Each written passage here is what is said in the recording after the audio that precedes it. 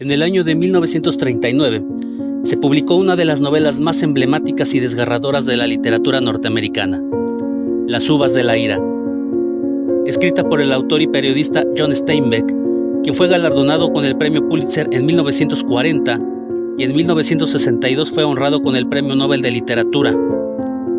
Y como dato adicional, deben saber que justamente en el mes de abril del mismo año, la Junta de Supervisión del Condado de Kern en California aplicó una ley de prohibición del libro en sus bibliotecas y escuelas públicas. Así que con esta pequeña introducción, comenzamos.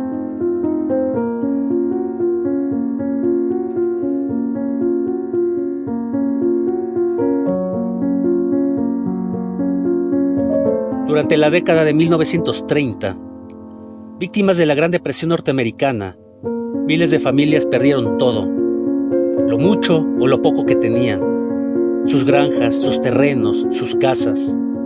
Y de esa manera, de la noche a la mañana se convirtieron en vagabundos, en despojados de la cosecha. Las deudas impagables por los bancos que imponían condiciones atmosféricas para conceder créditos, el hambre y los desahucios sin misericordia orillaron a miles de granjeros a abandonar sus propiedades en el medio oeste norteamericano para encaminarse rumbo a la próspera California, tierra donde abunda la fruta y la miel, en busca de lo que cualquier persona en condiciones precarias busca, un futuro mejor.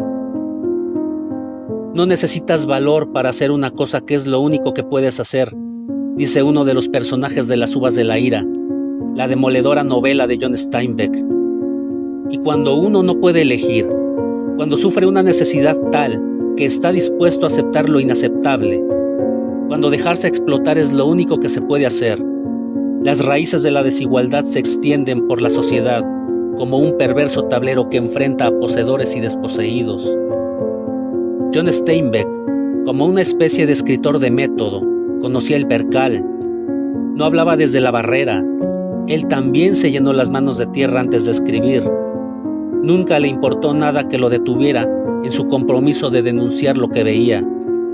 Descubrió que el sueño americano no es más que una gran mentira, una ilusión. No era más que un espejo que distorsionaba los objetos que se reflejan en él. El sueño americano solo puede ser para unos cuantos, a costa de todos los demás. Se dio cuenta del timo y de que decidió quedarse del lado de los perdedores, de las víctimas, y en él permaneció hasta su muerte.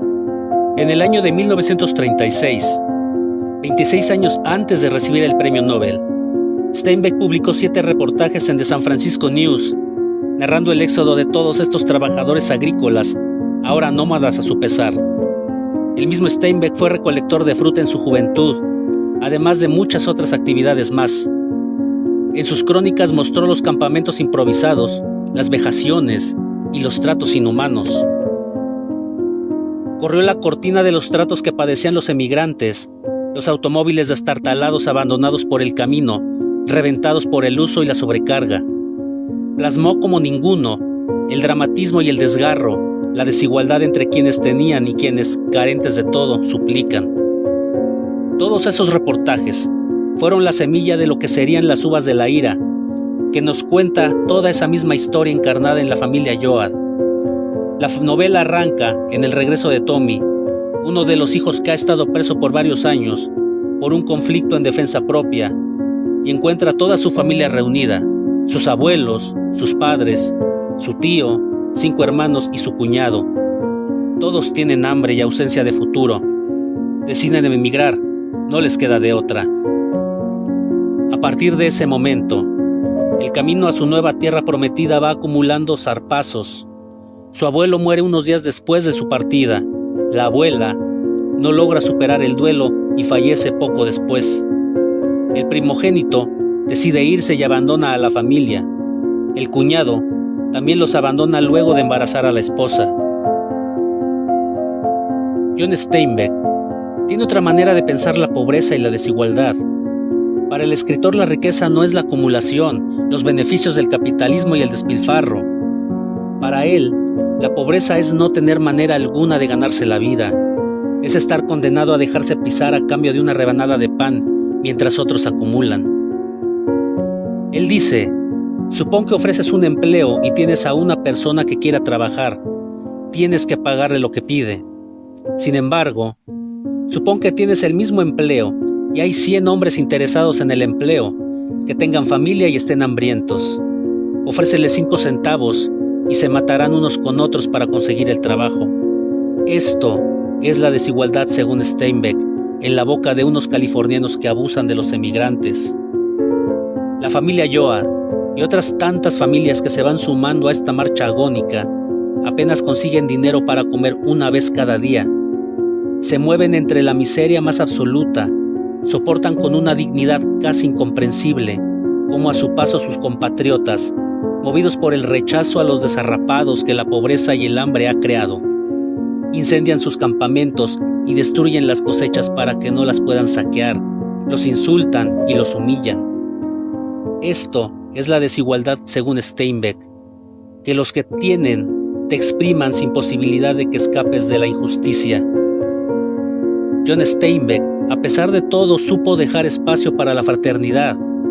Coloca la solidaridad entre los que no tienen, salvo la dignidad mencionada. Entre ellos se ayudan, se protegen y se sostienen. Es inolvidable la última escena de la novela, en la que vemos cómo la hija abandonada por su marido le da el pecho a un hombre enfermo que agonizaba de hambre para salvarle la vida. De esta manera, la familia Joad se convierte en el arquetipo de los desposeídos, los desarrapados, los despojados, de los que nunca heredarán la tierra. Los desplazamientos masivos incuban historias personales cuajadas de desolación, tragedia y desgarro. Las narraciones, desgraciadamente, resultan estrechas y limitadas comparadas con lo real. Lo real siembra miedos, prejuicios, desprecio, crueldad, explotación, deshumanización y otros tantos adjetivos que alcanza la imaginación. En la realidad, también aparecen las alimañas dispuestas a sacar provecho de la fragilidad, la miseria y la desesperación ajenas.